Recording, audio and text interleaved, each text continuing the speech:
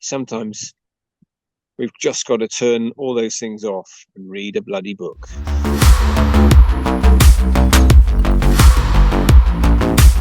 So, hello everybody, and welcome to number 6 of the Business Bold podcast. I've got a very special, extra special guest here. He's not his first time on my shows. I think it's the third time. Chris Hughes, based in Wales, live from Wales right now. Chris, welcome to the show, man. It's so good to see you. I tell you, it's been a while, hasn't it?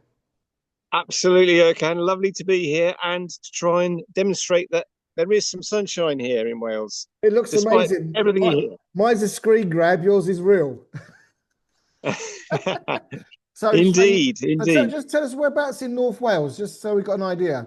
Oh, we're actually in central Wales, just below Aberystwyth. Sort of central West Wales, just below Aberystwyth, Ceredigion, place called Tregaron, Right, which got it. is a well known market area here in Wales and has been for a long, long time.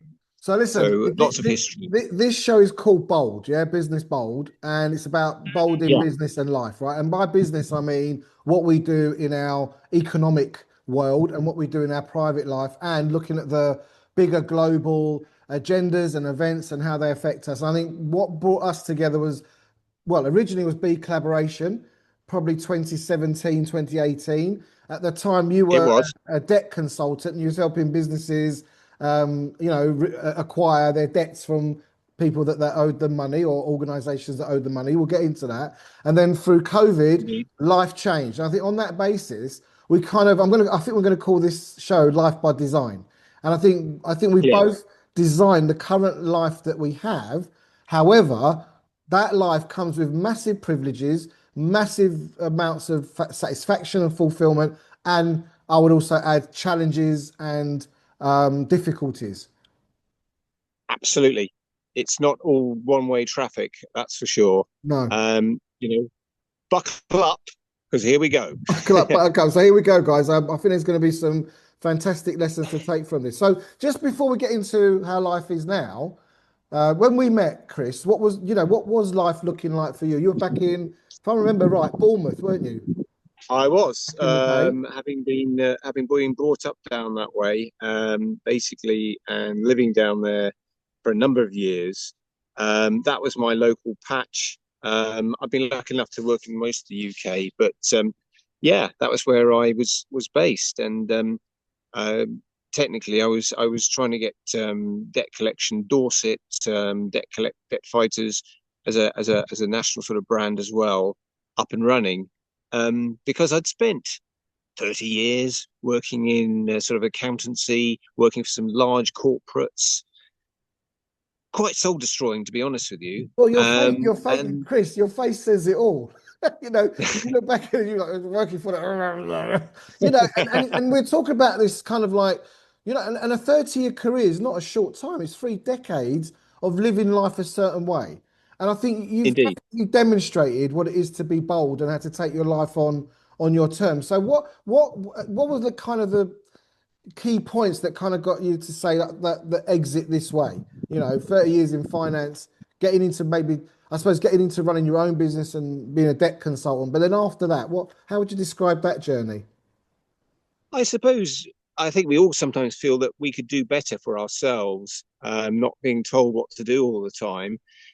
Essentially, yes, you do work for somebody. The customer is the person telling you what to do to a certain extent, but getting free of the sort of shackles of constant appraisal and being assessed all the time, being yourself, being free to run your own business was very attractive, and that's one of the reasons I kind of went that way. I guess without being too detailed, I think that was the main objective, to try and do things for myself and to show that I could do them on my own, because I knew I could.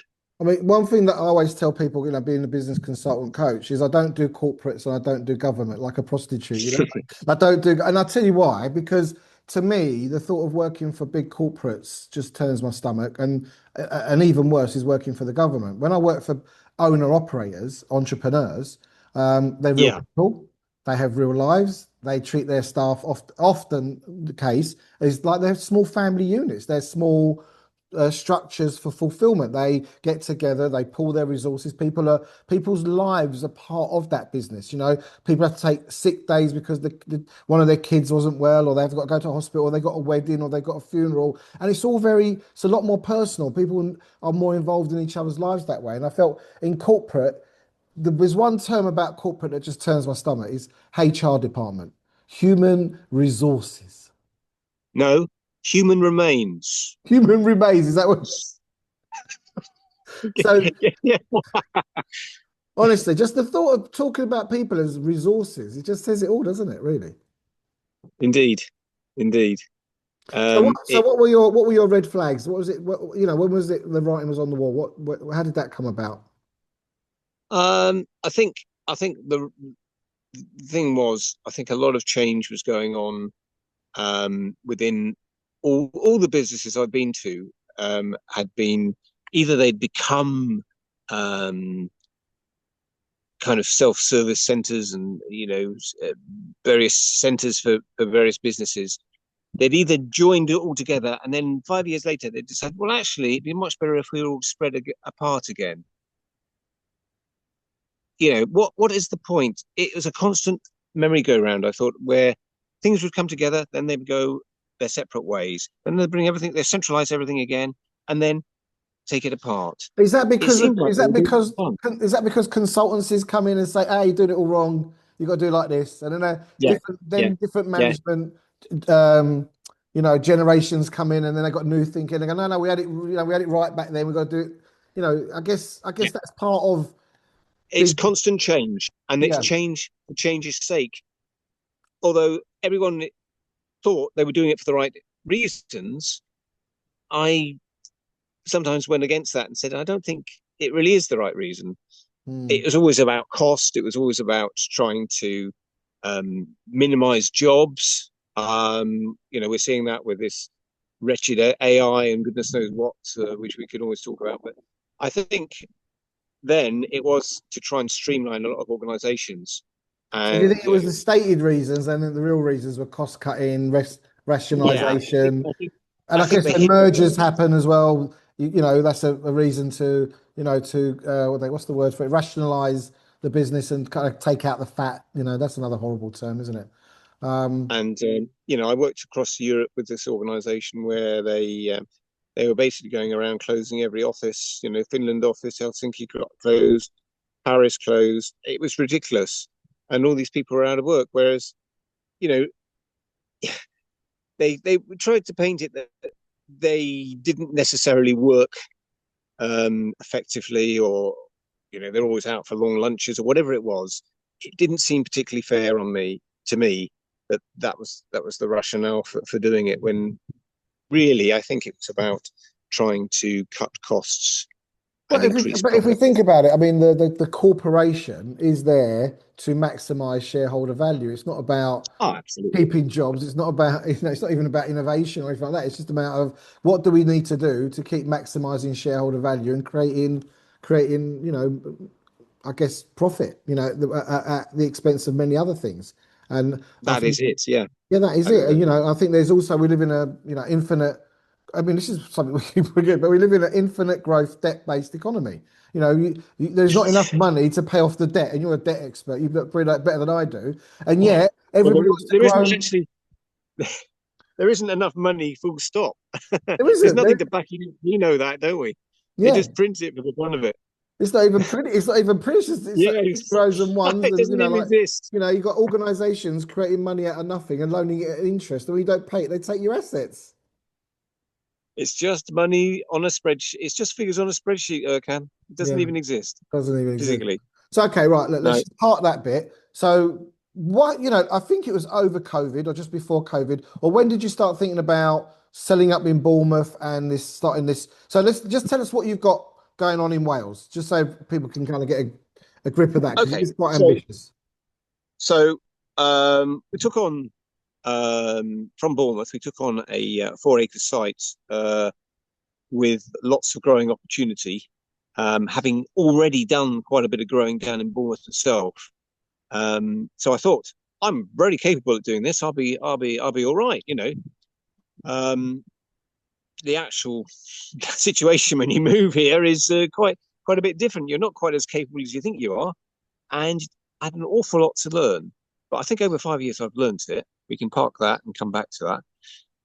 So essentially, we've got 4 acres where we've got a very large polytunnel where we're trying to grow as much as we can. We've got a house, a very large sort of paddock area where we can exercise dogs and some of the local uh, sheep and whatever. It's brilliant for that kind of thing.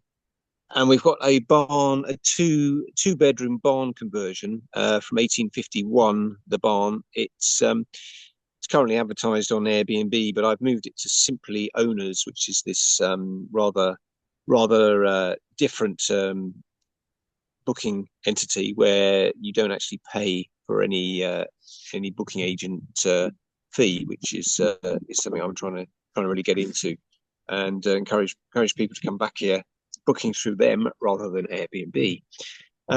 However, I had an absolutely brilliant, or we basically, my wife and I had a brilliant couple of years where we were just had the barn full all the time. This is fantastic. I think it was because of the COVID activity and people wanted to go on holiday. Well, I know it was because people came and stayed here, and they thought it was like a hotel. To be honest with you, I was running around like a waiter on some occasions, but they couldn't go where they wanted to go, so they came here. It was great, wonderful, I loved it. Great experience. Worked really hard. Same time working on the land, but things started to drop off really with when some of the European areas became more cheaper to go to. I think people started to flock over to Spain and wherever, and perhaps I don't think tourism is really being embraced as much as it should be in somewhere like Wales. And one of the reasons that is because they're trying to introduce tax now to Wales, probably 2027. I think it's going to be at 125 a night, 125 a night, but it's just a pain.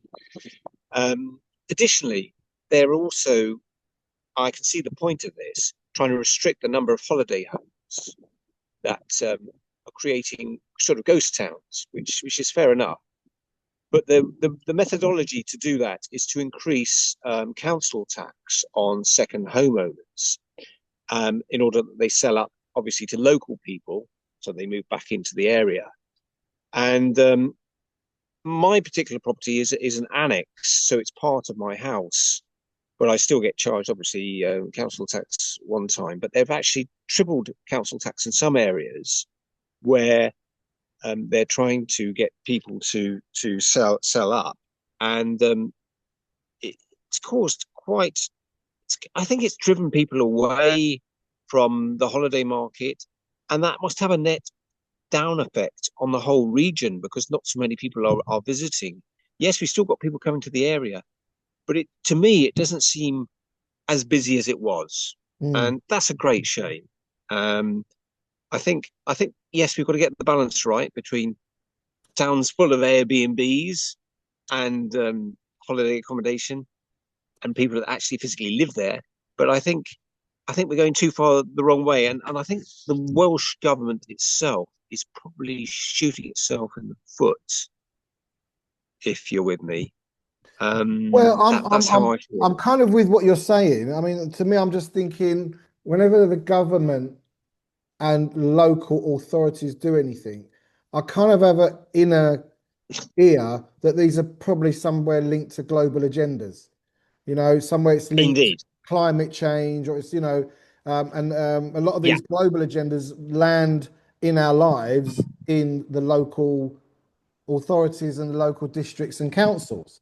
And people are not because they're really, the ones that have to. Yeah, yeah, because that's yeah. where Issue.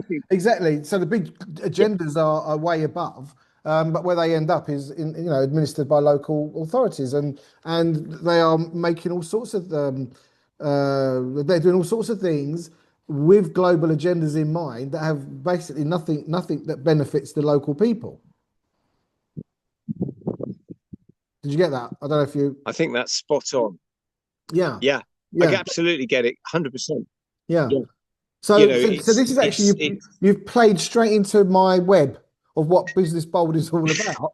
Is that here we are, we've got individual people, you husband and wife team, relocated with a vision to grow your own food. I always say about people say I remember when I first started going to go to Cyprus, I want to be off grid, and they said, how off grid are you going to get? I said, sustainability. as far as I can get.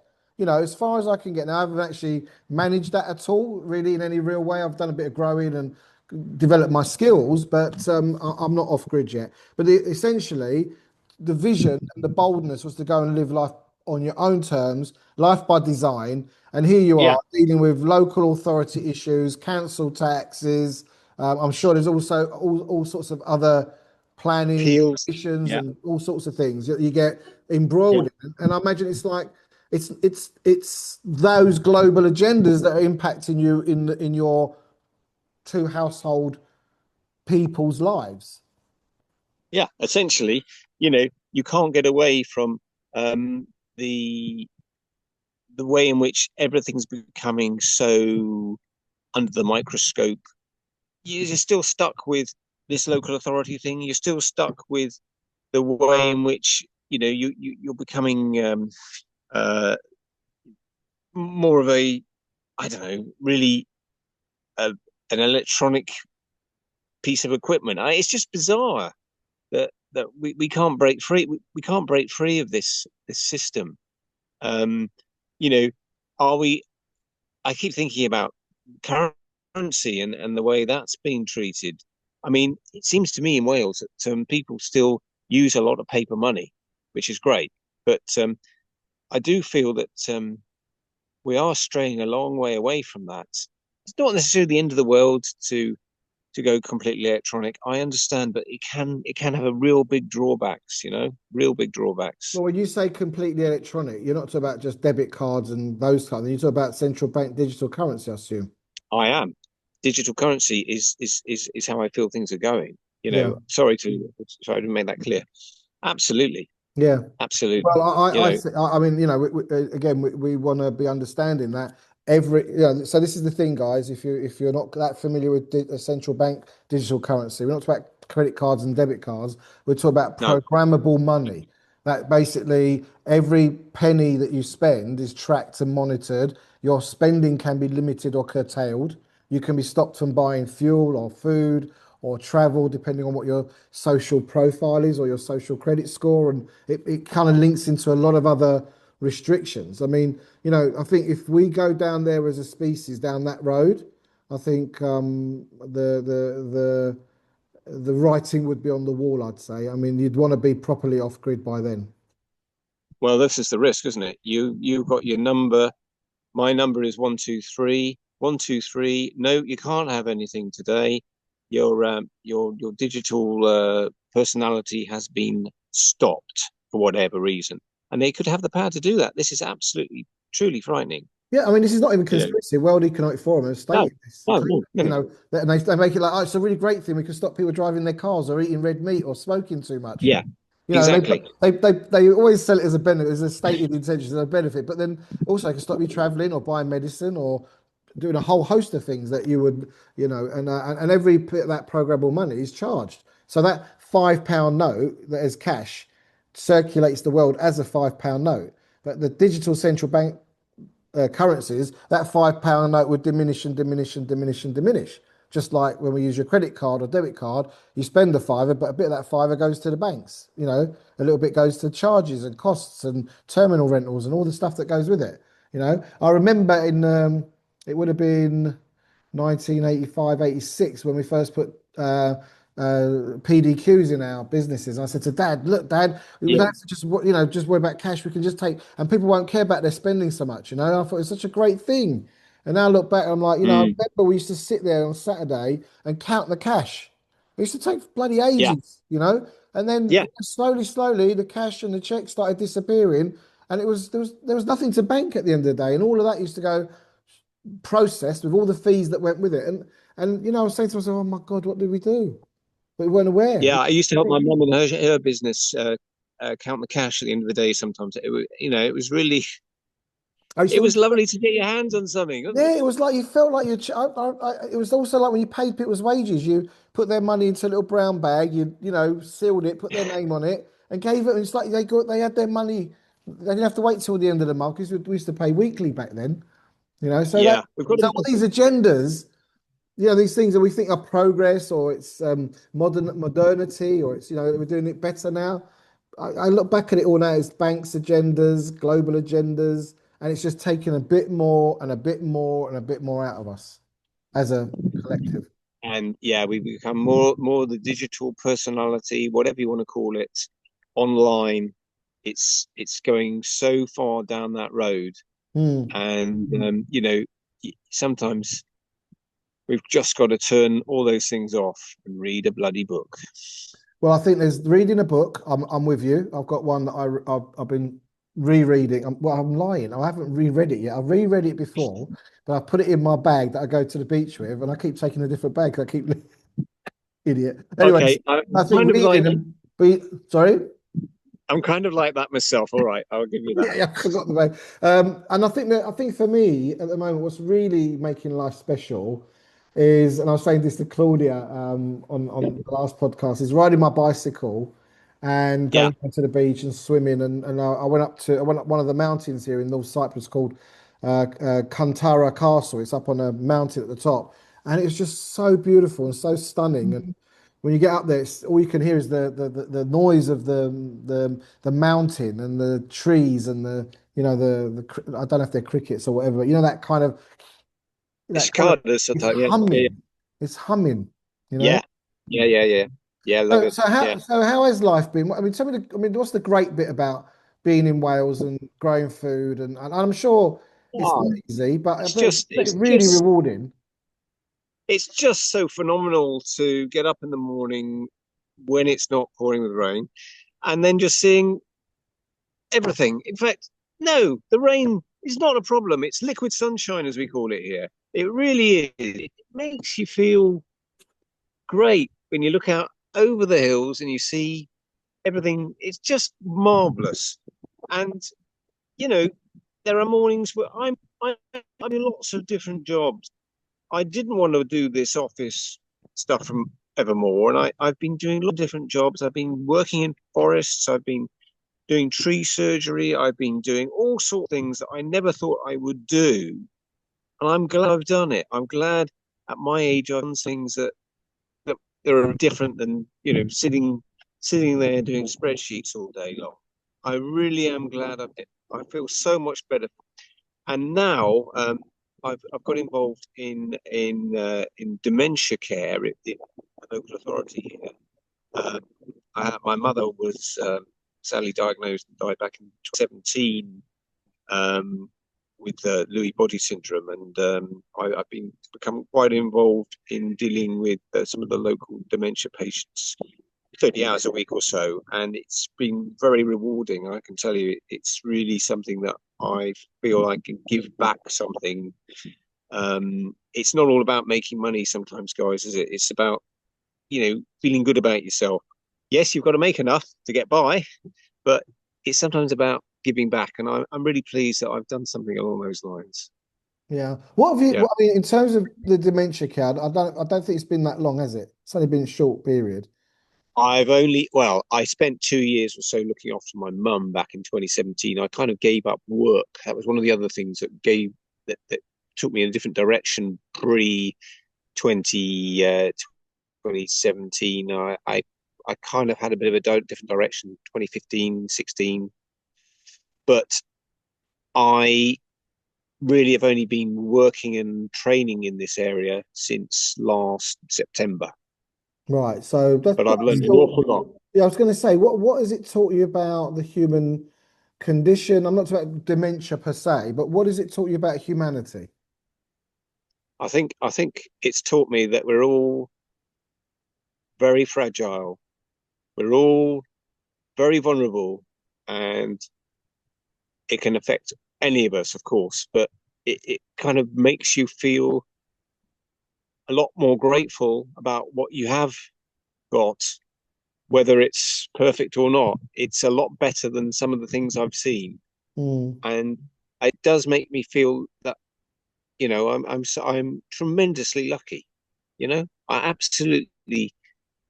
And sometimes you're not grateful. You don't show you're grateful about where you are or what you're doing. But I do feel that now. Mm, Um, and it's taught me something else, Erkan.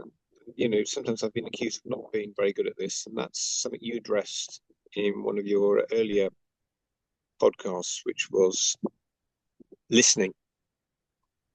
Because my listening skills can sometimes be a bit problematic, let's say. Uh, and I think I've got time now and patience to listen to people a lot more. And I've got a lot more out of it because of that. mm. Arguably, but I No, feel I have. I think you have. I think you have. I think you have. And I think I'd like to ask you another question. And you don't have to answer me, or you can answer it however you want to answer it. Is B, taking on a marriage, being in a marriage while you're taking on this living more off grid, growing your own food. I imagine that puts you two in some very beautiful situations and some quite challenging in terms of, you know, getting life done when the pressure's on. How have you, I don't know if you're on an Yeah, up or a down or around and you don't have to say anything you don't want to say, but I mean, what would you say about managing a relationship at such close quarters? Because normally the husband goes out to work, the wife is at home, and then later on it was husbands went out to work, the women went out to work, and we all got back at the end of the day. But I imagine if you're living yeah, like a more of a homestead, off grid, grow your own food, you're still here, you've been here all day. You go, is there anything you want to say about that? What works or what hasn't worked, or where it's beautiful, where it's challenging, whatever you feel. I think it does. It's so wonderful when you've had a really good day and you've done a lot of work and you've made a big difference. And we both feel that. And some days you don't get much done and you feel differently, Hmm. but you just have to carry on and get on with it. But, I mean, yes, I'm not going to pretend that, everything's sweetness and light. Sometimes we have, disagreements about how you might want to run or do something. But she tends to be very good at what she does. I've got to be honest. Not trying to say I'm under the thumb here, but she does come across with a great deal of knowledge and does do a great deal of background Yeah. stuff. And when when I think I might be right, I'm often proved wrong. I think that's my technical way of saying it. Plus, I think it's good. It's good. She does do an awful lot around the home or and the homestead. Whilst I'm out doing my 37 hours a week anyway. So we do get a break, which is Hmm. great in some respects.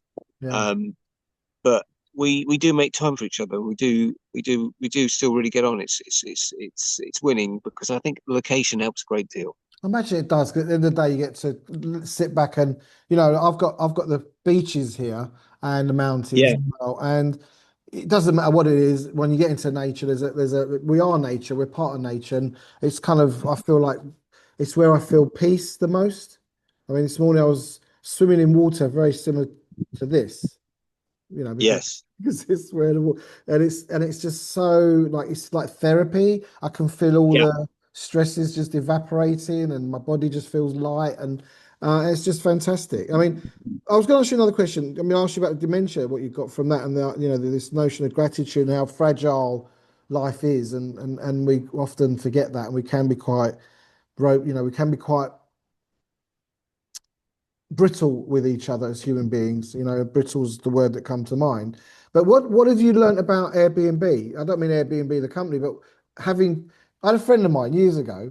He moved from Ealing to Eastbourne, and I don't want to name names. Okay. Yeah, Yeah, yeah, and he went to Eastbourne. He used to be a consultant, and he had a bigger house in Eastbourne, and I think it was a 5 bedroom house. And he started to Airbnb, and he said to yeah. me, I asked him about that, and he said, "Well, I can." I spent many years going all over traveling the world to meet interesting people. He says now they come here, they stay the night, and I make them breakfast. So he said, it was actually a nice way to meet some very interesting people. And I mean, how's that Yeah. experience? Because you hear nightmares about Airbnb because obviously you're opening Right. your home or your property up to the world really. What kind of experience have you had? Yeah, I've kind of embraced it to a certain extent because the barn that we let out is next door. It's great to meet people that come here, talk to them about their own experiences in life. And, every time we have a guest, I always try and say hello if I'm here, or B will do it. And we always try and build up a bit of a relationship. We're not making the breakfast, it's purely self contained accommodation, but I do feel a need to make a connection and perhaps to advise people about where's the best place they might like to go. Obviously, entirely up to them, but not to be too pushy. I also like to feel that once I've gone behind that fence or whatever, that's me I know where gone, you are if they and they're need. on their own. But Yeah.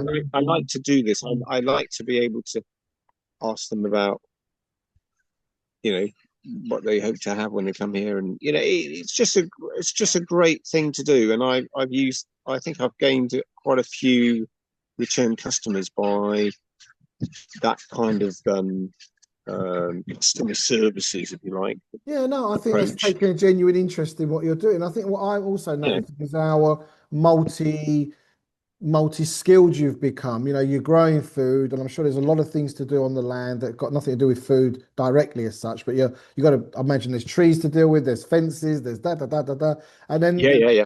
you've got the dementia care, then you've done the tree surgery, you're looking after your host Airbnb. It's like it's a multi-factored career now. Or is it a career? Is it a lifestyle? I mean, It, how to describe it? I would describe it as I've never been busier. That wasn't the I've got to plan. be honest.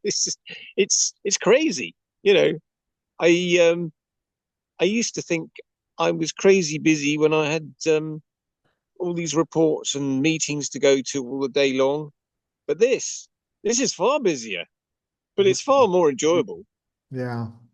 It really is. And it's a lifestyle. It's not necessarily, the answer to all the world's problems where we're going to make lots of money. And it's not that. It's just a lifestyle, and lifestyles are worth living.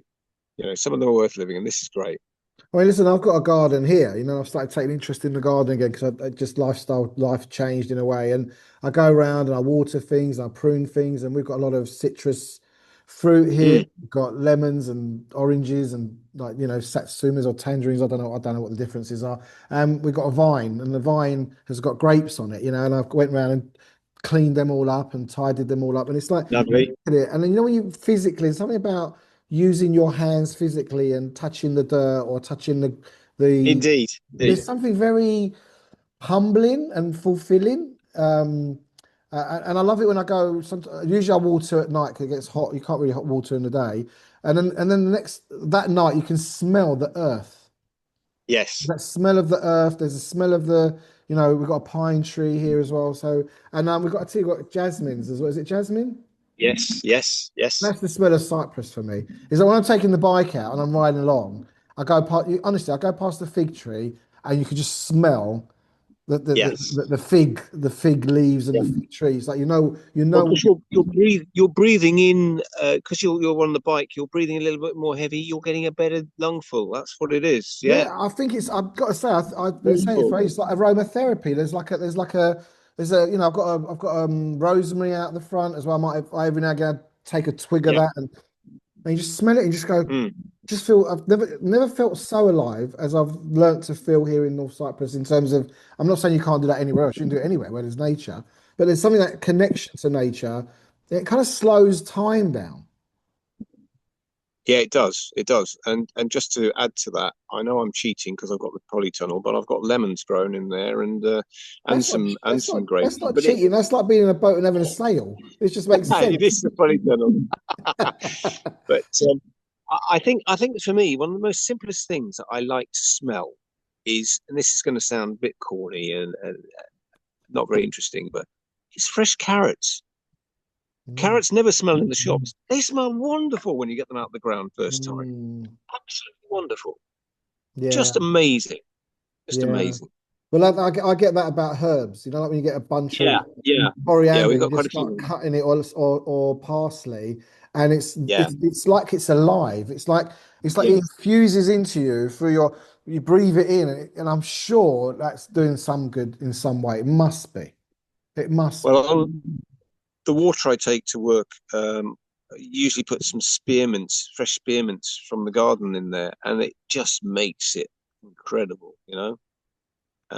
But we like to use everything, the oregano, everything that we've got. We try and make some really nice herbal infusions, and it does us good. I'm sure. Yeah, I'm sure it I'm does. sure I I mean, feel better for it. talking of riches, one of the things I've said to people, friends and relatives and people I know here that are growing their own fruit and vegetables, or even having chickens in the garden, is this is real wealth. To be able to eat real food, that's not Yeah. covered in pesticides, that's not industrialized, that's not grown, like and you've put your own labor into it, you've put your soul into these things. There's something very karmic and very rewarding about eating food that's been grown, that comes out of your It is. local gardens. There's something very special about that.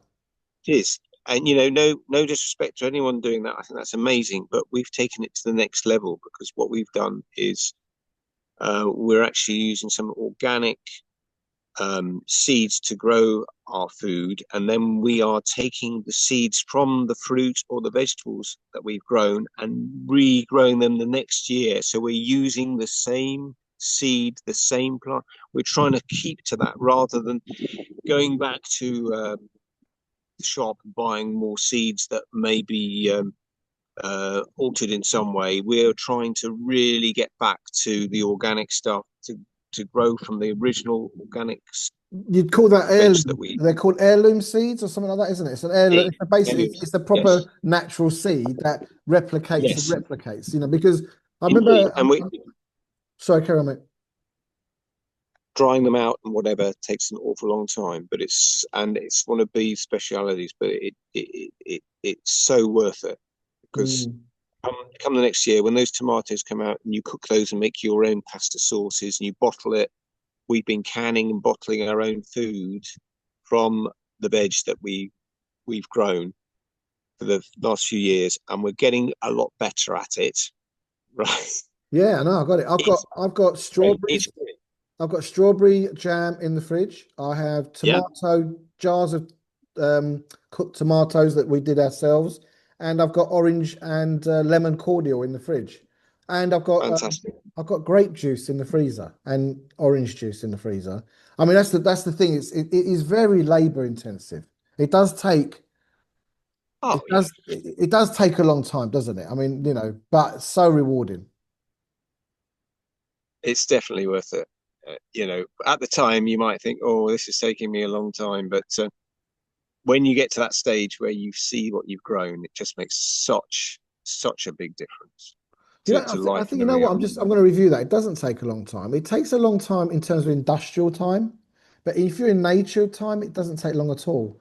It doesn't take. No, It's just something you do and it's done. But when you're like, oh, I spent 8 hours doing this or 7 hours, it's like it's a different. It's just a different way of internalizing your experience, isn't it? It's got nothing to do with the hours or the minutes. It's to do with your relationship to how you process that time. I just got that for myself because I think and when you're participating in those things, nature time just you're just absorbed into it. You're part of it. that's right. 8 hours working in nature, growing, is much more interesting than 8 hours on a spreadsheet doing macros or whatever, right? Yeah, for sure, for sure. So I want to ask you this question, right? So what are your plans for the homestead? You got the polytunnel, you're growing food, you got the barn, so you got some Airbnb, you're doing the dementia work. I mean, what are you planning for this next year? I mean, is anything other than that in the pipeline? I, I don't think so. It's a question of making sure that we have enough guests that do come and visit us, of course. Otherwise, I'll be doing a lot more dementia work. But to be honest, I would like to extend some of our growing and to see where that goes because I think there is potential to do some more trading with neighbours and whatever, and make that kind of difference. At the end of the day, you know, it would be nice to be able to extend. There's the crows going over. Extend the growing to include some of the local markets and whatever. Whether I crack them or not, I've not been able to so far, but it'd be nice to do that. Is that because that's a volume thing? You need a certain amount of volume to then have enough to go to Yeah. the market. Otherwise, yeah. So I could extend that, but it's going to take a bit of hard work. I Hard. mean, just putting my business coaching hat on. I mean, could you not create a website that's just about what you're doing there and attract people to come and buy stuff and come and stay there? Maybe there's ways you could do, I don't know, come, we're doing jam Yeah. making sessions. I mean, there's probably loads of ways and more content creation, like showing people what you're doing and a daily kind of diary on the homestead, like I mean, are you doing anything like that? Because not that I'm aware of. I started doing a diary when I moved here first instance, but I'm not doing that kind of content, which does sound interesting, and maybe it's something we should look at. Yeah, that does sound good. It's I something think that I'd be that's a great. interested I in mean, doing. because I'm thinking now, right? This video is going to go out, and then if people want to look at what you're doing or they want to get to know more, there's probably not a lot to look at. So I don't know if you had a Facebook page or a YouTube channel and you just posted today these flowers. I have got a YouTube channel. Have you been putting stuff on it though? I have got two things on it, but they go back to about 5 years ago when I first arrived. So, but Okay, you can so all have a laugh at that. yeah, you're in the I, game. You're in the game, but I you am. just need to Yeah. get up to date, I suppose. Yeah. All right. I Well, suppose is there anything else you'd like to share? Is there anything else you'd like to share with the audience, Chris? I think it's it's great to be able to make a change if you can. If you can't, it doesn't matter. You know, as long as you feel you've lived a good life and whatever. When we come to look at things like growing and whatever, I feel I've made a real difference there. It, it's just it's just being able to. I hope other people will feel it like you were saying about getting your fingers dirty and whatever. I think we could all embrace that, and if we did, the world would be a much better place. Hmm. I think I think I think if you can grow something, even if it's a window box in your flat, you'd feel better. Even if it's a little Believe me, window box with parsley in it and peas or something. indeed. It's something that you grew that's yours. Yeah. I think a lot of people started doing that during COVID, didn't they? They kind of, I remember a lot of people saying they're growing this, they're growing that, they got tomatoes.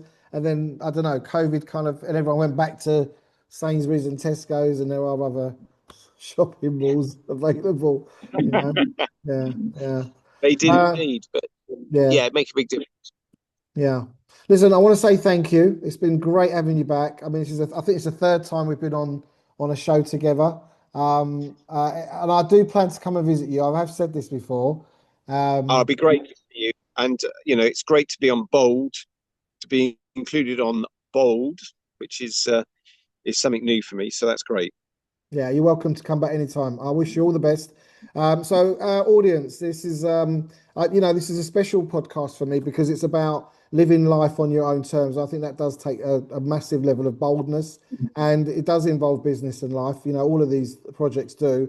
And if you like what we're doing, please like and subscribe, share it, feedback what you're getting from it. So I'll put Chris's details below and his link. So if you want to go and stay in the converted barn and go and spend some time in nature and in Wales, which is a beautiful part of the world. Final last words before we sign off, Chris? Um, I can't beat being here in Wales. It's unbelievable to come back home to this place and to be able to share it with you all. And I'd love to let people see it as well because it's just so good for the soul, guys. Just so good for the soul. Brilliant. On that note, thanks for joining us, guys. Take care. Bye. Thanks, Chris. Thank you very much.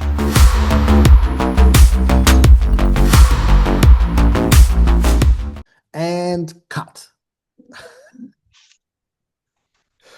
Well, I hope that wasn't too bad. It wasn't too bad. I think it will do. I'm going to stop.